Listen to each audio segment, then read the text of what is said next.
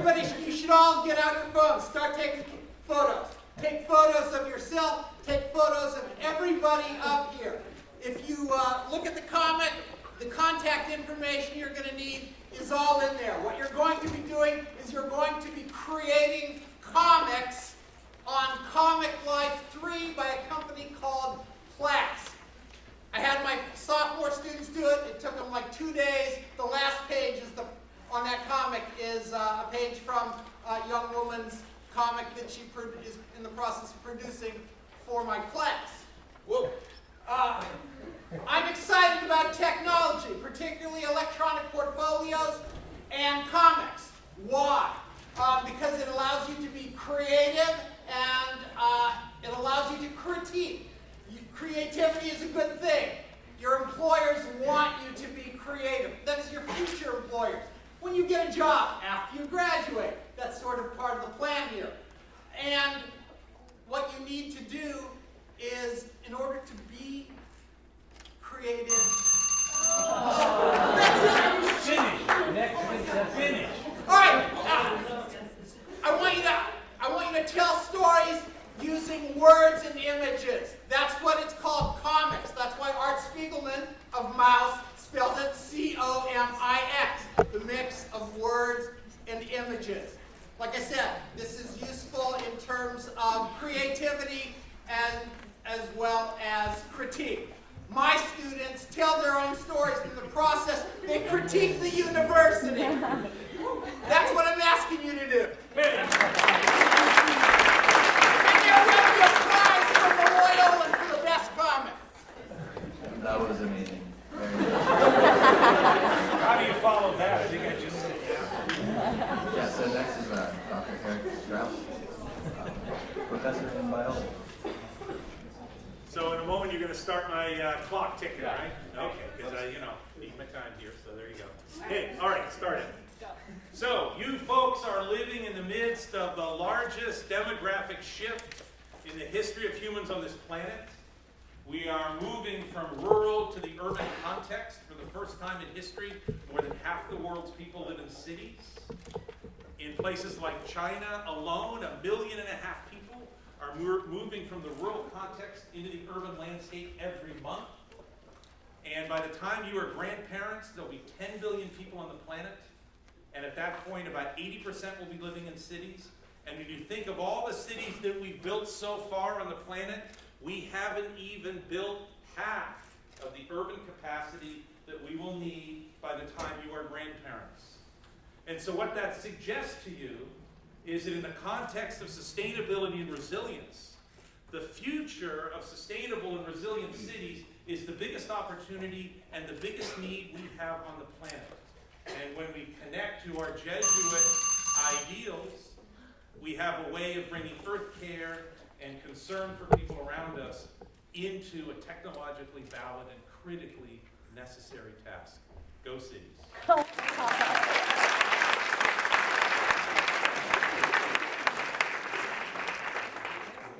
Thank you, Dr. Strauss. Our next speaker will be Dr. Ochoa from the History Department.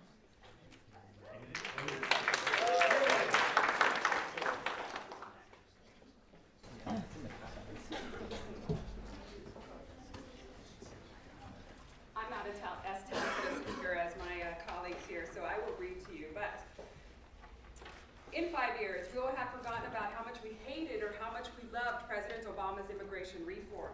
Instead, the intensity of our emotions over legalizing, among others, all those Central American children flocking to our border this summer will be replaced by a return to normal political partisan bickering at the mainstream political level. But in academia, we will be engaged in a more vivid and perhaps first-hand experience discussion of the still unfolding complex history of why Latin Americans are many times forced to choose to come to the United States. Beyond political debates on this topic in my field, academia in 5 years will also begin to benefit from the injection of an intellect, innovation, and passion that for too long has been locked outside of our arena, an arena that migrants historically have helped create.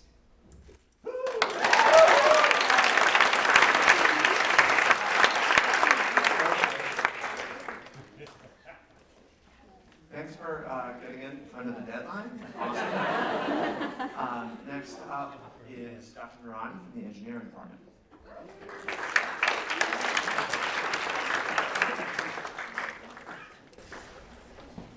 I'm talking about 3D printing or rapid prototyping. It's a technology that was launched in 1989 and is revolutionizing the way the products are designed and manufactured in the world.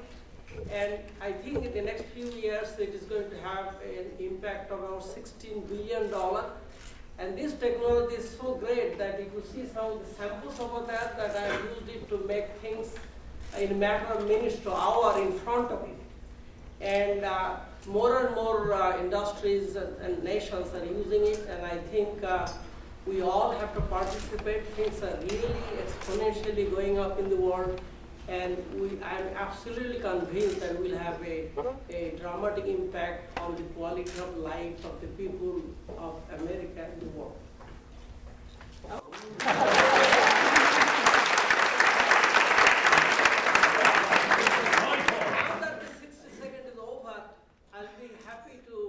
Your questions on this technology and some of the show and tell things I have over there. All right.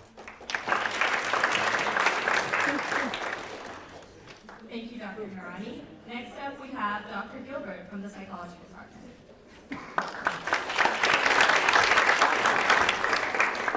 All right. Complete lack of preparation.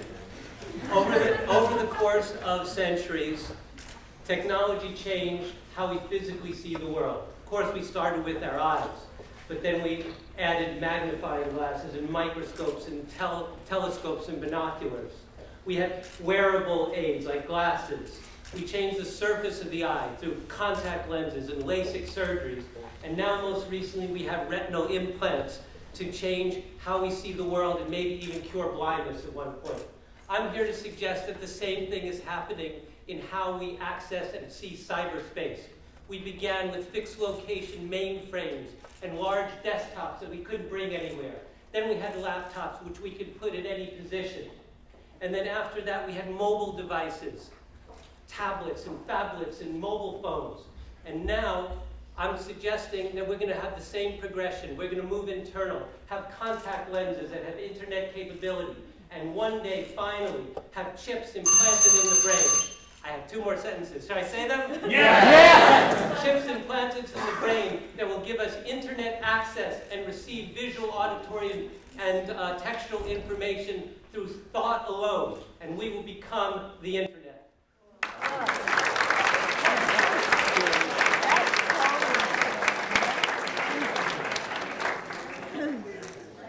Thank you, Dr. Gilbert. And now to close the series, we have Dr. Mark Schwartz from Screen. Nobody has to bend over and cough.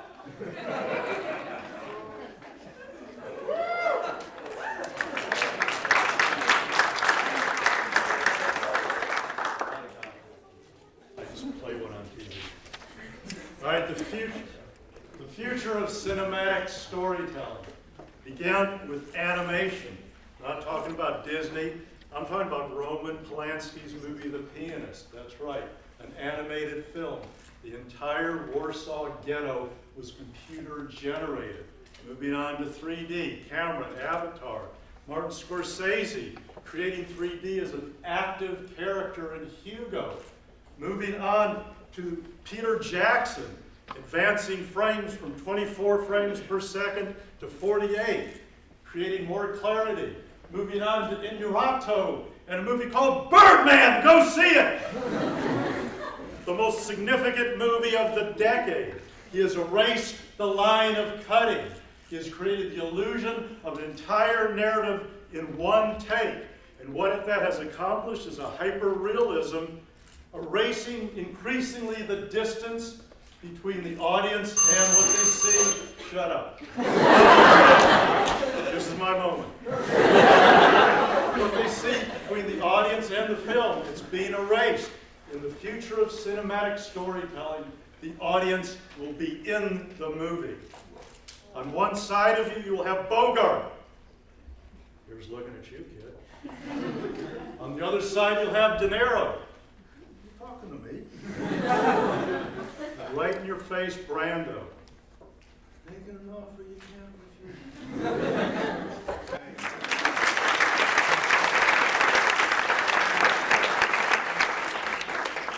Thank you, Professor. Yeah, right. To my man with the implanted mobile devices in our brain, considering the prevalence of computer viruses, trojans, ransomware, etc., if we wind up with these things in our brains, what happens? What happens to autonomy, human autonomy? You mean if somebody hacks your brain, you mean? It seems pretty likely, doesn't it? For most of the people I know, it would not be of great consequence.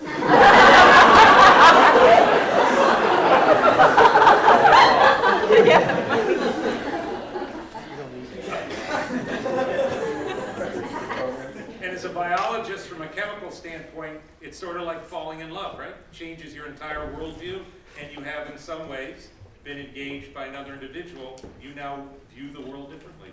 Your brain chemistry has changed for some amount of time. But what happens is that brain chemistry change puts you in paralysis. And that's different than love how?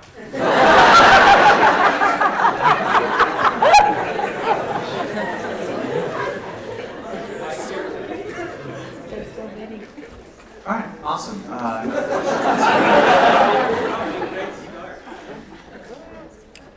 Yeah.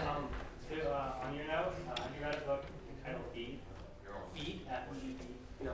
It's about a future society in which people are dependent upon chips in their brain to move communication forward, and about some possible downfalls of that. Yeah. So very. Yes. You know, with any technology, there are malevolent purposes and there are positive purposes. We can also look at neural implants that are being implanted in the optic nerve of the blind, so they can see. There are chips now in the brain in order to slow down tremors of Parkinson's disease. So we're going to face that same dilemma. The malevolent and the beneficial aspects of technology will always be there, as well as the beneficial and malevolent aspects of human nature, because it's the same thing. I also had a quick note on 3D printing. Yes. For yours.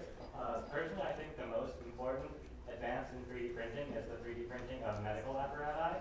And they printed trachea, windpipes, they printed little bits of bones and different medical equipment which can be printed specifically for the sizing of that person and can be used as a replacement for human parts. Very good point. When it started in 1989, it was mainly for industrial development. But gradually it has gone to many fields, including medical. And I have this sample that I brought in here, the head of a baboon. And when people get in an accident and you undergo MRI or CT scan, and I can take the data from the hospital, I can prototype the head of the legs or hands that are broken. I prototype and the doctors use it for operations. Before they used to do trial and error, now they can say exactly what happened and they don't have to do trial and error. So this is happening and people are making like a liver and other human parts with rapid prototyping. I think this is one technology that will have a tremendous impact.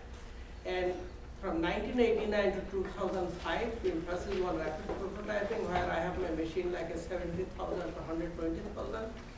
Recently, from 2005 till today, people are calling it 3D printing, where you can buy something for $500. I just bought one for $2,400, and it's making fantastic samples. For the first time, I'm designing an RP machine in my lab with 3 of my students. So I think we talk about a technology that is going to impact. This one is really going to be big. And I really like what you are doing because I have a chapter in my book on called medical applications. And I really appreciate your comment because that is one of the areas I'm very much interested in. Awesome. Yeah, John? So about the growth of cities, do you think as more likely the world becomes more urbanized, is it more likely that we're going to have like more urban centers popping up, or is it we're just going to end up with like single urban expansions that are just going to be huge? So is there going to be like a lot of big cities or just more cities? You've touched on the single most important question in the context of urban planning and sustainability. What we will see is a transition from power as it's distributed now in states and federal governments, and returning in some respects to the kind of power that existed coming out of the medieval periods in Europe, where city-states become very, very powerful units, especially as we grow towards sophisticated urban agriculture and urban transportation systems. We'll be able to have more self-sufficiency within these cities. And there is a natural size that Professor Gilbert and others could make comments on about the comfort level, and it's related to how many people you sort of recognize. And generally humans tend to clump in modern systems in groups of about 6,000 to 8,000. And so when we talk about cities, we're really talking about collections of villages. So Boston's a small city, it's 100 villages. Los Angeles is a big city, it's 1,000 villages. And people become accustomed to working at a certain scale. But when it comes to reduction of our dependence on petroleum, reducing our carbon footprints, high-density cities are likely to be a very important piece of the solution. And this model of the way humans live, this model we have of reliance on the land for farming is really shifting very, very dramatically. Only about 1 out of every 7 Americans is involved in any way with farming. And if we go back to your great-grandparents, more than half of the people living in North America were farmers. And that trend is continuing to accelerate in the other direction. Great, yeah. How long did you get to this, increase in urbanization and, population? How long will that be sustainable? Well, that's the big question about this notion of sustainability. And if we had more time to talk about it, I would ask you to begin to park the idea of sustainability and move towards this idea of resilience. We face this huge challenge of climate change, and in most instances now mitigation is not going to work, it's adaptation. And in this next 100 years, somewhere about 40% of the world's population is going to move, either because of sea level rise or movement out of rural into urban areas.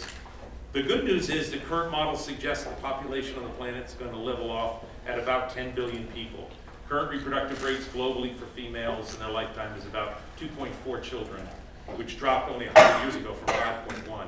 So the population, the rate of growth is slowing and actually coming to an equilibrium point. And given the water resources we have, given the food capacity we have, we can equitably and with resilience support 10 billion people if they're in high density clusters and their individual carbon footprints are reduced. But that's the great challenge you guys get to be participant in. Because science will, as a scientist, I have dedicated my career to science, but science will not tell you the answer to these complicated questions. These are ethical and social and dynamic, wicked problems. Science will help inform you, but these are value decisions that you will be making individually, collectively, for your family, about how you're going to distribute your resources and how you feel they should be shared with the rest of the world. Thank you. Yeah. This is for Professors Scheibel and Schwartz. Are you guys familiar with the Oculus Rift? I want to hear you say that quickly with deliberation. Schwartz and Scheibel. Are you guys familiar with the Oculus Rift?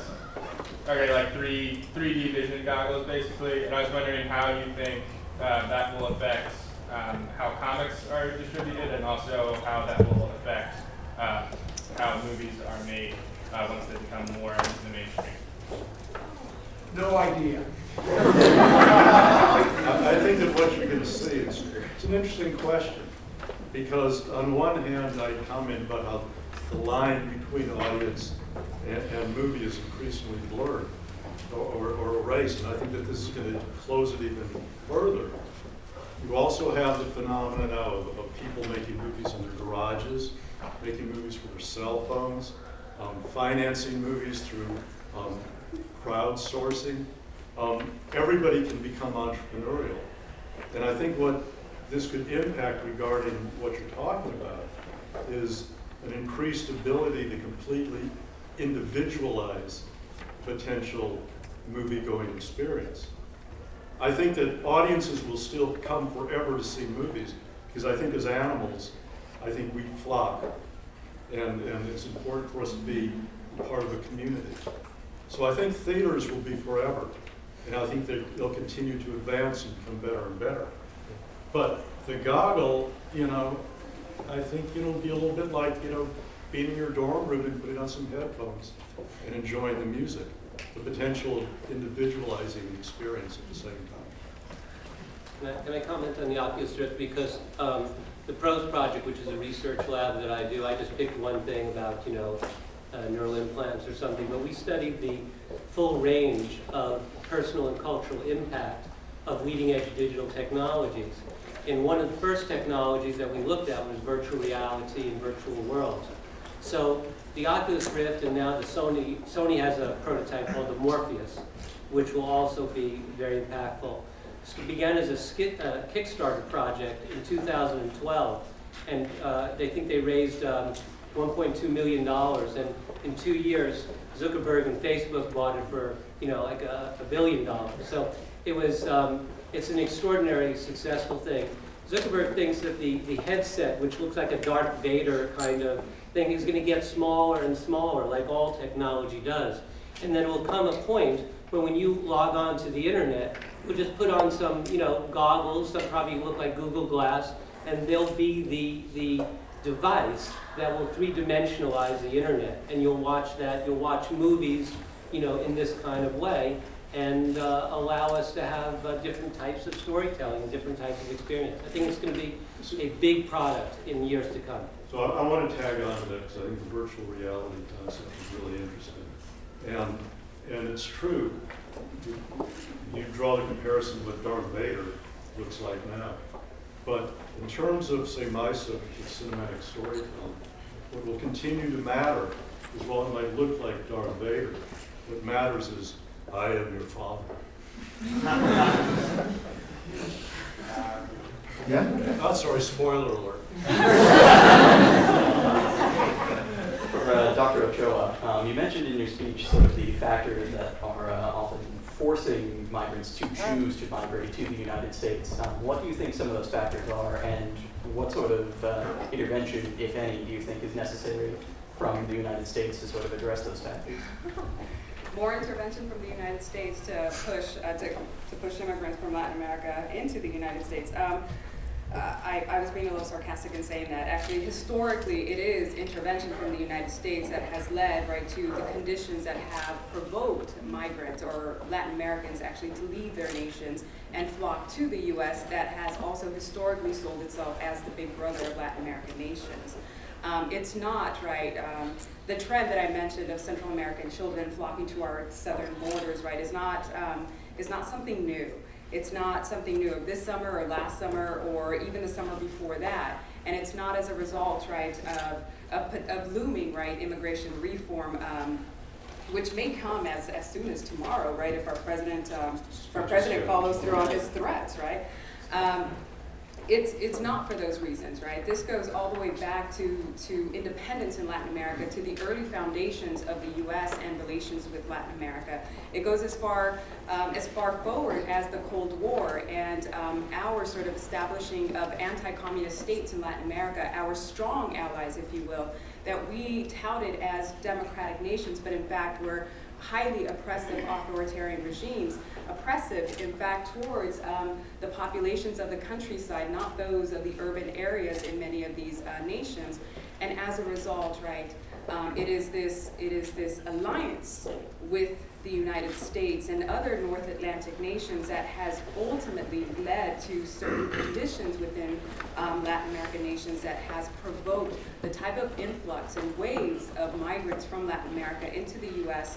that we can actually chart statistically, right? At the peak of the Cold War, we have a peak of influx of Latin Americans. At the height right now of drug cartel violence, of gang violence as a result of last decade's deportations of gang violence criminals in the U.S. to Central American nations, that right now, right, we are seeing the ramifications of that. We are seeing increased drug cartel violence, gang violence, and persons, again, coming to the U.S. And they're coming to the U.S., as I mentioned earlier, because we have sold ourselves as the protectors of the entire Western Hemisphere, and thus we are home, right? We have argued that we are home to them, but yet we do not. And isn't it the ideal of America that we open our doors and we open our shores? It is, and speaking of technology, and it seems like everyone here is sort of a scientist of some sort. There have been, right, cases where undocumented students at the high school level and even at the sort of junior college level have engaged in robotics, have engaged in scientific, right, projects where they have won, right, national competitions. In fact, it was just a couple of years ago where a high school team of undocumented students submitted an underwater robotics project to a national sort of robotics competition, and they beat out, right? They were the winners of that competition. They beat out our MIT graduate students, right, who were nationally funded by private organizations to produce, right, similar robotics, and yet, right, these undocumented, talented students, not born in the U.S., but raised in the U.S., right, who are our talent. We have cultivated them, but we are banning them, right, from upper levels of education, and they, right, could continue to, right, provide the type of passion and influx, right, or injection of innovation into all of the areas of technology that my colleagues here have been chatting about. And creativity. And creativity, definitely. Awesome, thank you. Austin? Dr. Noorani. So how do you foresee the future of rapid prototyping with relation to the consumer? I've seen predictions that all of us will have 3D printers at our home and we'll be able to download files and print whatever we need, or we can make it ourselves and print it just on our desk. Although I don't know if that is really what I would really believe for non-do-it-yourself type persons. I would probably see that it would be kind of you would send a file to somewhere else, like down the street, and get it at a specialized shop. Maybe this is the revolution that Kinko's needs. That is a very good point. As I mentioned, the past 10, 15 years were rapid prototyping, but now it is going to individuals and individual residential houses and offices. And that's why they call it like a 3D printing. The entrepreneurs in America, the young people who like little bit of electronics, they are putting together the devices worth about $399 to $1,000.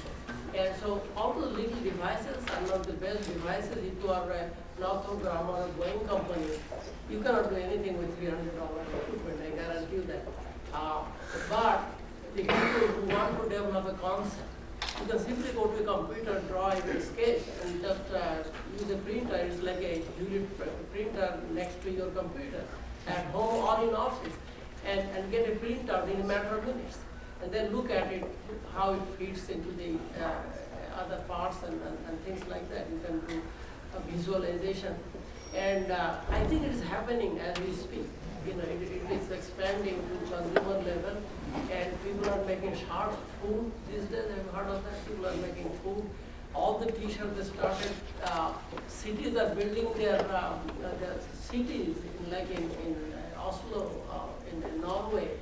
Their entire city is being constructed in rapid prototyping. And so it is happening. It is something you cannot stop, because this is the enterprising nation. And people have really seen the merits of this thing. You cannot stop. It is going to expand, and whether you are part of it or not. Like I have been buying somebody's rapid prototyping machine all this time.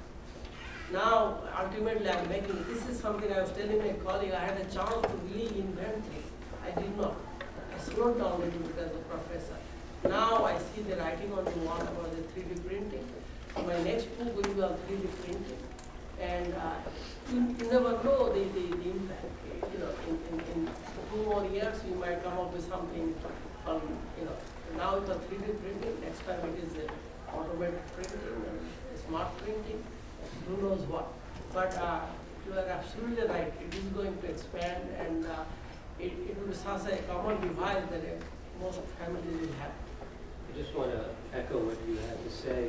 This summer, we had a technology conference here at LMU, and one of the keynote speakers was the Chief Marketing Officer of Stratasys, which is the world leader in 3D printing. And he gave an overview of where 3D printing was and where it's going to go. Right now, you can go to Home Depot, right down the street, you can go to Staples and buy for under $1,000 a rudimentary consumer 3D printer. The rate of development of these devices is extraordinary. And I agree with you, within years it's going to be a ubiquitous, affordable consumer product. And then the thing that you mentioned about going to Kinko's, it's very interesting that you mentioned this, because one of the things that he said is they're actually bought a startup company. I think it's called Red Eye, or MakerBot is their consumer thing, but they also bought a company that is a 3D retail company. So that if you have, you'll go to Kinko's, but this will be a 3D printer one. They'll have little machines, big machines, and large machines. You'll come in, you'll bring your CAD design or your 3D design. They'll plug it in, they'll print out your tableware or a table, and you go home with it. Or they'll drop it off with a drone.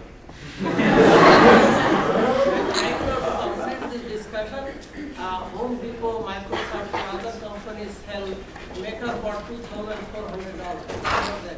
The big one Strauss is talking about, they are selling it themselves. And so there is not other guys sell their big machines, but this is happening, and this is awesome. Great. Another question? Yeah? For Professor Ochoa and Professor Strauss, I know that immigrants from Latin America bring in their rich culture when they come to the United States, and I know that urbanization, especially commercial urbanization, has maybe gentrified some of the tight-knit and smaller neighborhoods of the immigrants and Latin American communities. But I was wondering if urbanization would be able to preserve the cultures instead of restrict them. Well, let me jump in. Always being ready to jump in. Into the mud. As I said before, the technology and the science, which is very robust around how urbanization happens and what are the infrastructure elements. Remember, the decisions about what these communities should look like need to stay at the local level. The most sustainable and resilient communities are those where the people who live there tell us they love where they live. That's when you know that that community will be resilient through the kinds of shocks, whether they're cultural, physical, ecological, economic, that any ecological system goes through.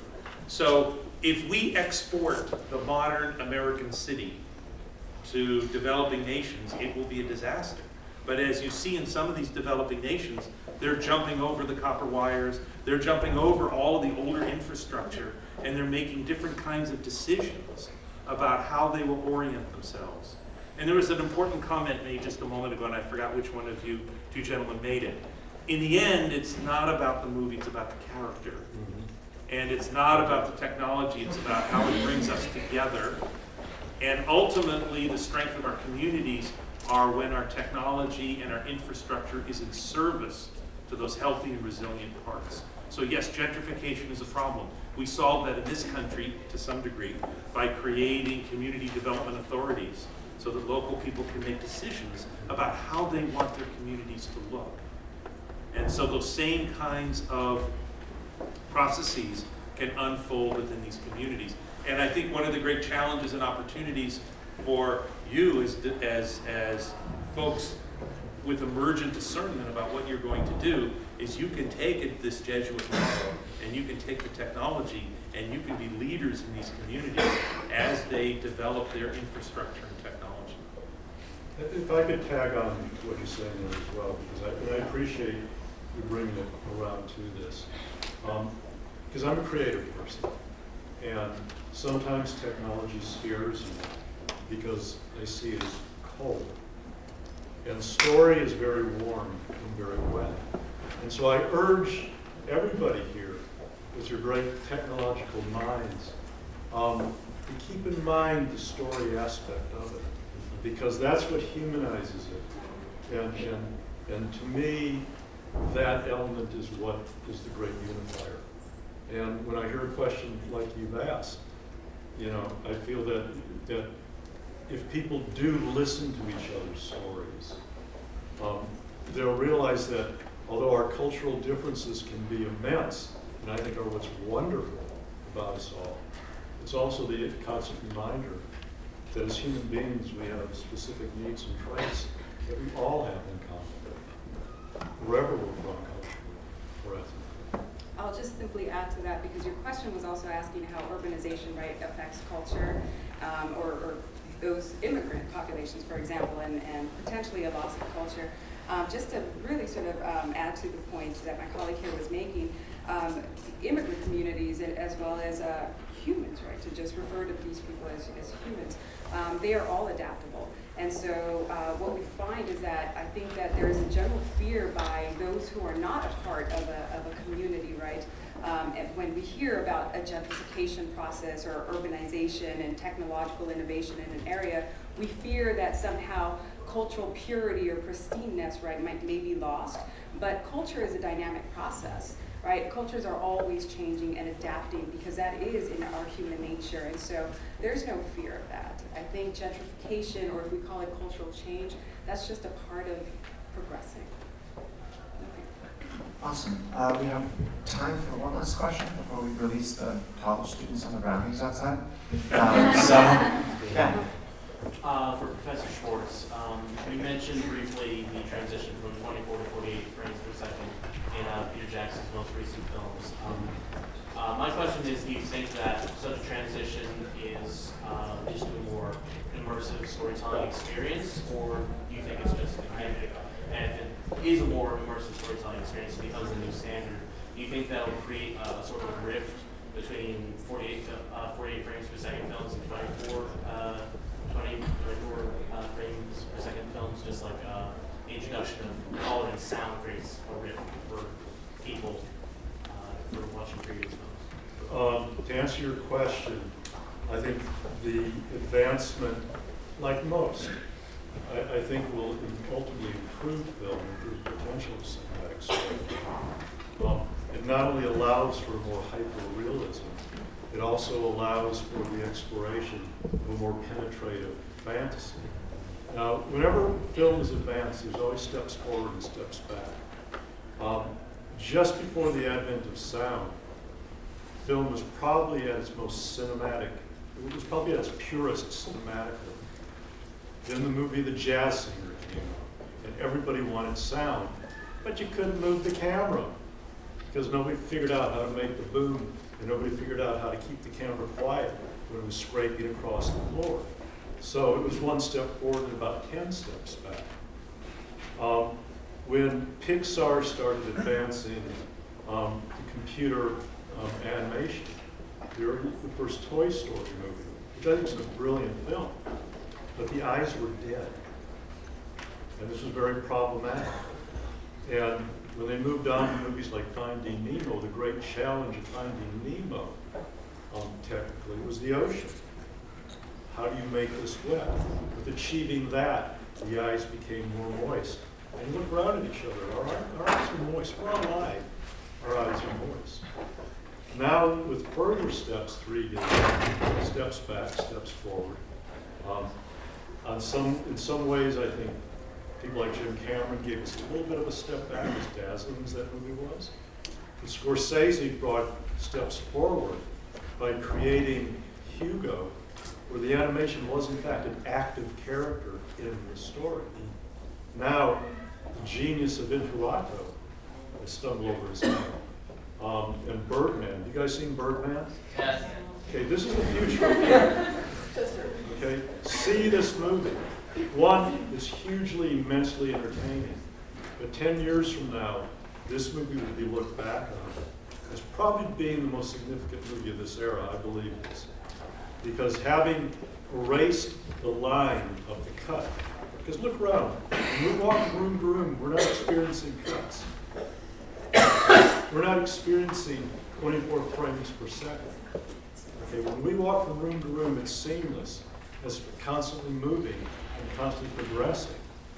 And as a result, storytelling through the technology has the potential to become more internal. So to answer your question, yeah, I think right now there's a lot of groans about it, and a lot of complaints.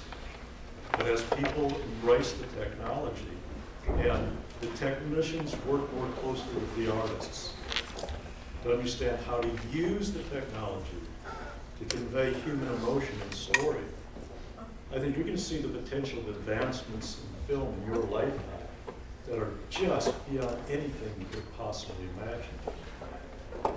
Just as your parents probably could not have imagined a movie like Finding Nemo or Avatar. It's a great question. Did that answer it? Yeah. All right, can we just have another round of applause for all of